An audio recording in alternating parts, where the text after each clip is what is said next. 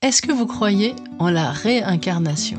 Si vous êtes sensible à l'idée ou si vous y croyez carrément, ce qui va suivre devrait vous intéresser. Je ne vais parler ici que des renaissances terrestres. Je vais lister les types d'âmes, des âmes primaires, environ 5 incarnations, jusqu'aux vieilles âmes qui peuvent atteindre des milliers d'incarnations. Ce qui va suivre va peut-être résonner en vous et vous sembler logique. C'est parti. Les renaissances d'une âme primaire se comptent sur les doigts de la main. On les reconnaît parce qu'elles sont très impulsives. Elles agissent sans réfléchir. En somme, elles apprennent la vie sur Terre. Les jeunes âmes vivent un peu moins dans l'instinct, mais elles sont d'une grande passivité. Elles ne travaillent pas, elles ne se gèrent pas, elles se victimisent souvent, elles ne sont pas autonomes, elles s'arrangent pour que quelqu'un paye tout pour elles. Elles sont très dépendantes des autres et il va sans dire qu'elles ne sont pas du tout ouvertes à la spiritualité.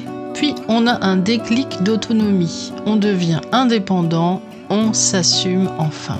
Le problème, c'est qu'on donne la priorité à l'argent. La plupart des âmes qui peuplent cette terre sont pour l'instant des âmes adultes.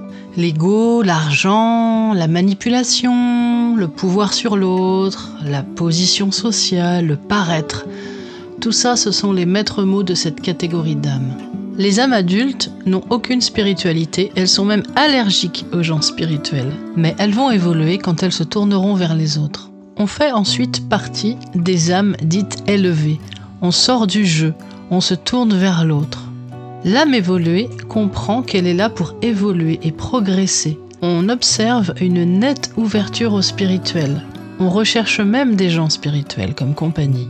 On retrouve souvent les âmes élevées en tant qu'aidants dans les associations.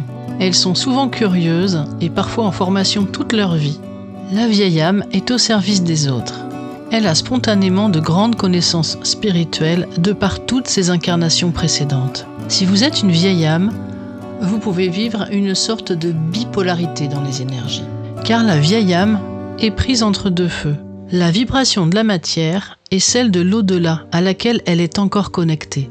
Merci à Christine André pour la vidéo initiale dont le lien est contenu dans la description. Et s'il vous plaît, laissez-moi un petit commentaire, abonnez-vous et likez. Merci.